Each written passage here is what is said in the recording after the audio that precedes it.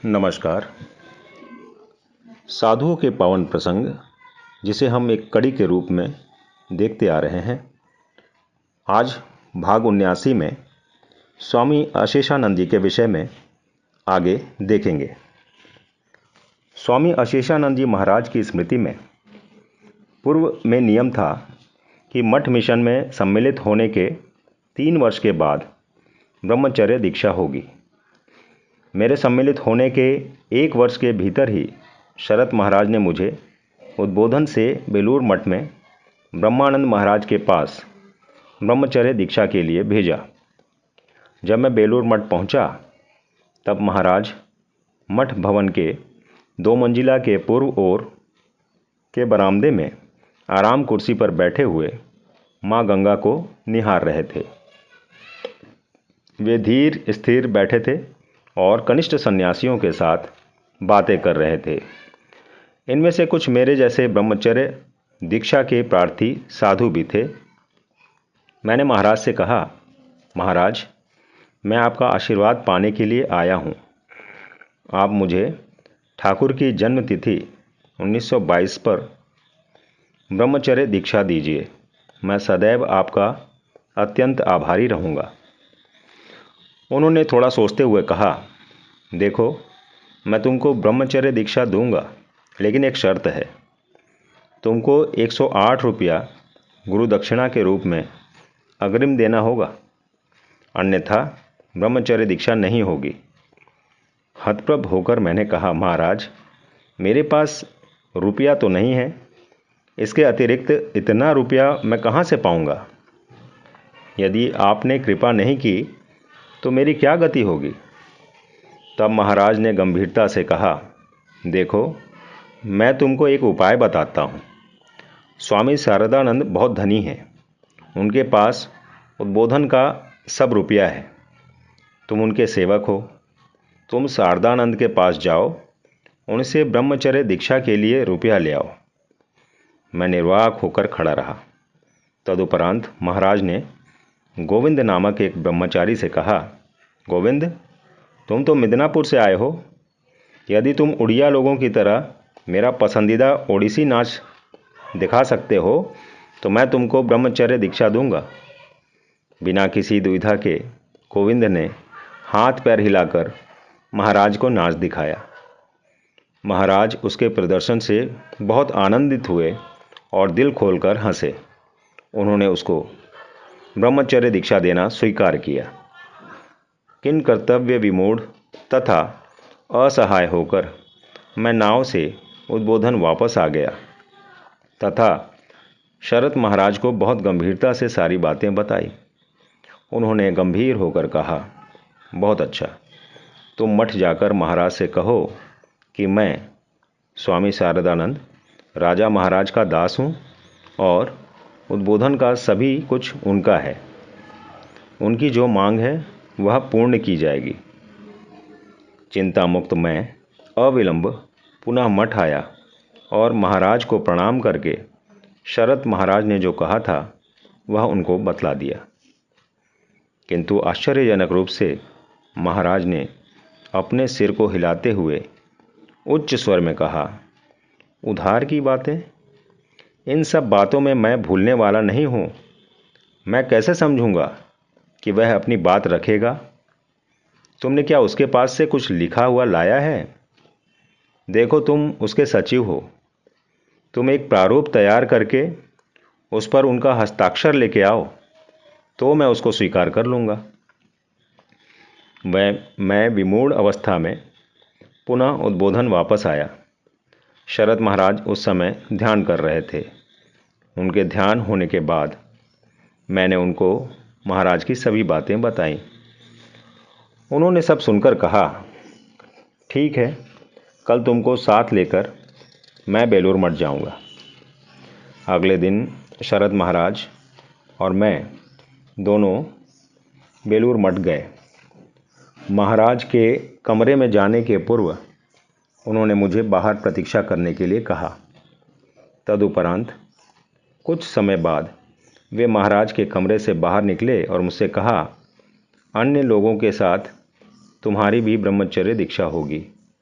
उन दोनों गुरु भाइयों के मध्य उस दिन क्या बातचीत हुई, 50 वर्षों के बाद आज भी वह मेरे लिए अज्ञात है। जो भी हो, 1922 ईस्वी में ठाकुर की जन्मतिथि में मेरी ब्रह्मचर्य दीक्षा हुई और यही महाराज द्वारा दी गई अंतिम ब्रह्मचर्य दीक्षा थी। स्वामी शुद्धानंद जी आचार्य थे। ब्रह्मचर्य होम के बाद आशीर्वाद देते हुए महाराज ने कहा था, ठाकुर तुम सबको ब्रह्मचर्य रक्षा करने की शक्ति दे, तुम सब पवित्रता से उज्जवल हो उठो। ठाकुर तुम सबको अपने पाद पद्मों में भक्ति प्रेम स्नेह से पूर्ण कर दें। तुम लोगों के ऊपर उनकी अशेष कृपा सदैव वर्षित हो। महाराज जी ने मेरा नाम दिया था ब्रह्मचारी कल्याण चैतन्य। 1987 ईस्वी में अशेषानंद जी महाराज बॉस्टन में 2 ब्रह्मचारियों को दीक्षा देने के लिए आए।